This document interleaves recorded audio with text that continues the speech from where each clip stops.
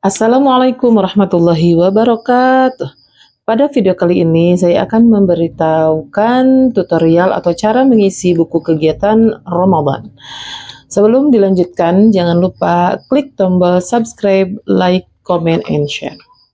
Oke, kita lanjutkan. Ini dia buku kegiatan Ramadan di tahun 2024 Masehi atau 1445 Hijriah. Nah, pada bagian depan, pada bagian cover ini terdapat nama. Tentu pada kolom ini diisi dengan nama pemilik buku ini. Kemudian ada lagi kelas, ini pun disesuaikan kelas apa-apanya. Oke, kita lanjut saja. Pada halaman berikutnya, di sini ada kata pengantar, hanya tinggal dibaca saja. Ini merupakan kata-kata syukur si penulis. Lalu kemudian dilanjutkan untuk pada bagian halaman berikutnya, di sini ada materi saum, pengertian saum, dalil saum, syarat wajib, saum sunnah, dan sebagainya. Ini tinggal dibaca aja untuk menambah wawasan siswa ataupun santri. Kemudian selanjutnya pada halaman berikutnya di sini ada ada kolom-kolom yang disediakan.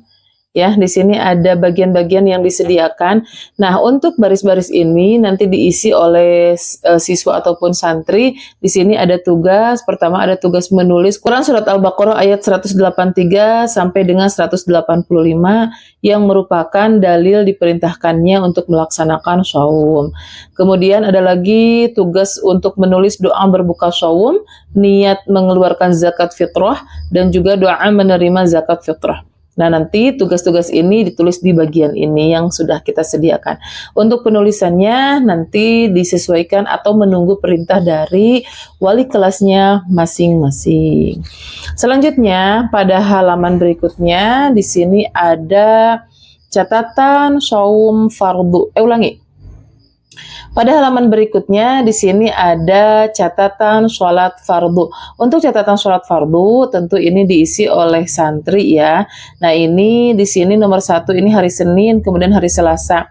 Karena untuk tahun ini ada dua pendapat bahwa shaum itu dimulai dari hari Senin, ada juga yang dimulai dari hari Selasa. Ini tinggal disesuaikan saja apakah santri atau siswa melaksanakannya diawali di hari Senin atau ke hari Selasa. Kalau di hari Senin berarti dari hari Senin ini diisinya.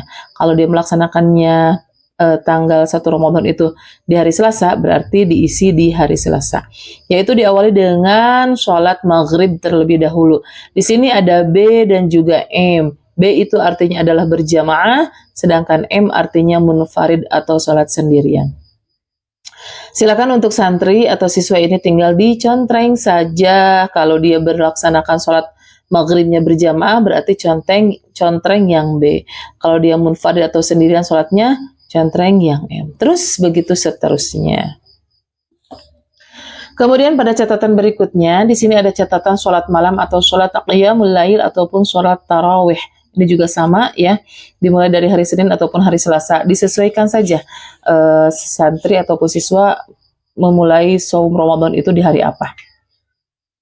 Cara mengisinya adalah dengan cara ini. Pertama iya, ini jika melaksanakan maka contreng di kolom iya.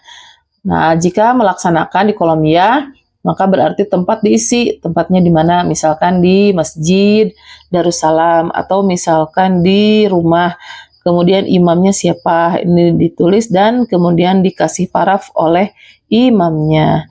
Namun jika dia tidak melaksanakan sholat qiyamul lail ataupun sholat tarawih, berarti tempat imam dan farad tidak perlu diisi. Cukup diberikan penjelasan di bagian keterangan saja. Kenapa alasannya dia tidak melaksanakan sholat qiyamul lail. Selanjutnya pada halaman berikutnya di sini ada catatan saum Ramadan. Catatan saum Ramadan. Nah, ini juga sama ya. Untuk harinya sudah kita tulis, sudah kita sediakan, hanya tinggal mengisi untuk bagian kolom yang belum terisinya. Pertama ini saum, ada kategori tamat, setengah hari, dan tidak tamat. Ini disesuaikan dengan keadaan siswa ataupun santri. Jika dia tamat berarti contreng tamat.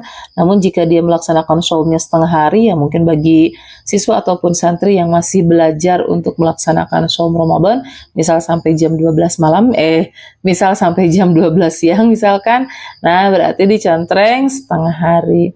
Kalau tidak tamat artinya dia tidak melaksanakan shaum. Bisa dikarenakan haid atau alasan-alasan yang memang diperbolehkan.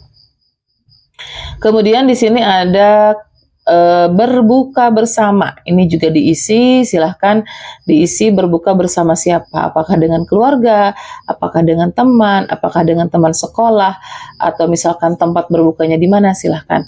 Kemudian selanjutnya di paraf. Paraf ini tentu diparaf oleh orang tuanya. Selanjutnya di sini ada catatan tadarus Al-Qur'an. Catatan tadarus Al-Qur'an ini untuk harinya sengaja saya kosongkan karena mungkin dari satu hari ini siswa ataupun santri bisa melaksanakan tadarus Quran lebih dari satu kali. Namun diusahakan tidak lebih dari 5 kali ya. Nah, di sini ada harinya ditulis, boleh dengan tanggalnya atau harinya saja cukup. Kemudian surat atau iqra, surat apa atau iqra berapa.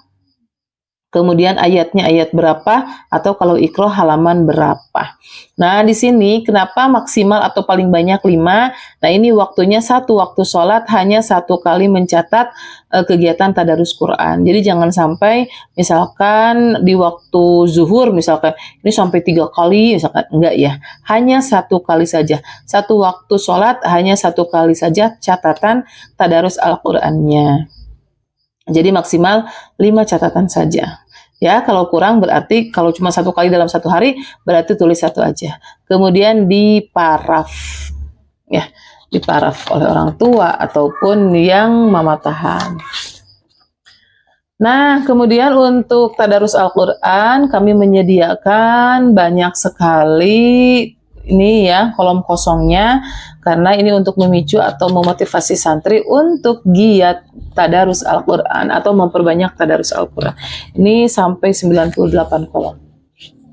Selanjutnya di sini pada halaman berikutnya ada ceramah Ramadan. Untuk ceramah Ramadan ya ini tinggal diisi oleh siswa ataupun santri, harinya hari Selasa. Jadi dalam satu hari itu siswa ataupun santri hanya mengisi satu ceramah Ramadan. Nah, ini penceramahnya siapa, isi materinya apa. Ceramah Ramadan ini bisa diisi karena mendengarkan kultum di masjid atau misalkan bisa juga mendengarkan kultum di radio, di televisi atau mungkin di media sosial seperti halnya di YouTube. Ini banyak ya, sekitar 30 atau selama 1 bulan full lah. Jadi setiap harinya santri diwajibkan untuk mengisi ceramah Ramadan. Masih ceramah Ramadan.